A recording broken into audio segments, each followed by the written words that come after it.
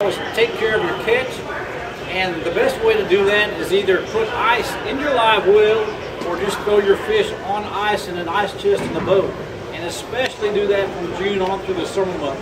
I don't care if it's catfish, crappie, white bass, whatever. Take care of those. They're going to be easier to clean, and they're going to taste a lot better when you're ready to eat them. So just first of all, for what you need for your typical fish cleaning operation, obviously the demo is going to be with an electric knife, which is a dream tool for cleaning white bass and crappie. You can't beat it. It's fast, it's clean, it does a super job on filleting and getting the ribs off of the fish, off the fillet itself. You're going to want, obviously, something to put your fillets in.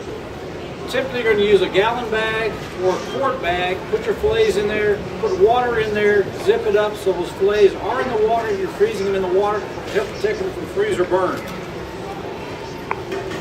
In the case of the care of your fillets, what I typically will do is take some of my ice from what I've kept my fish in, add a little bit of water to it, so I've got an ice cold water solution going on.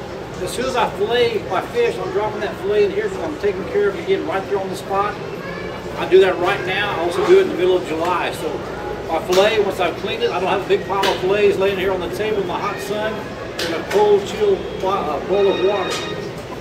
The things you're going to want to have, obviously, you've got lots of discard from the carcass, from some of the remains of the fish. The easiest way to take care of those, if you're cleaning them at home, you have a head, you have carcass, or what do you do with that? Depending on how many fish that we have that we're cleaning, we typically do two things with it.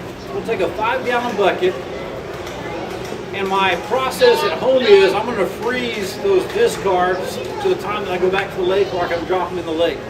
And I'll typically do that by taking a 5-gallon bucket or my 30-gallon trash can. We've got a whole bunch of white bass that we've been working on for big fish fry.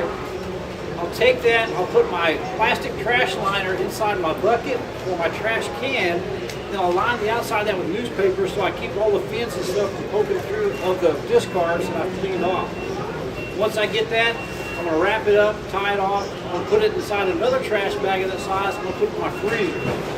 So the next trip to the lake, I'm taking it, I'm dumping those discards in a spot that I also keep in mind because I'm going to come back and fish that spot for catfish a little bit later that day. If you're cleaning them on the dock, you have a boat dock, something like that, always drop your fish discards in the same spot because that is going to attract fish. You can catch not just catfish around that, but it brings everything in because you start attracting the bait fish, and it's almost like a place that is a natural hangout because they get accustomed to, especially if you're cleaning over 4 or 5 days the exact same spot, you will start attracting fish to that area where you're cleaning. So a bucket, trash bag, your baggies, and you're going to want to clean up. But if you've kept your fish on ice throughout the day, you're going to see there's very little mess involved in doing that. The blood has gelled in the fish, so there's not a lot of mess going on with that. So even if trying to take care of your catch from that perspective, if you have it on ice, you're going to find they're easier to clean. Once you start cleaning them, you get through with that, you've bagged up your fillets and whatnot, you're going to want to have a towel handy to keep wiping your hands to keep that clean. Occasionally wipe off your blade and keep the scales off of that. And then when you get through that, obviously baby wipes, some type of clean towelette is going to help you get the fish smell and clean up your hands as well. If you've taken a really good dish from the house that you put your fillets in, you're going to clean that back up and put it in the shelf. You might want to use glass instead of plastic. Glass is a lot easier to clean. It doesn't get the fish smell going on with that. So, a good process is there. Thank you for watching another edition of our Bass Pro Minute. As always, be sure to like us on Facebook and go to our YouTube page for any videos you may have missed.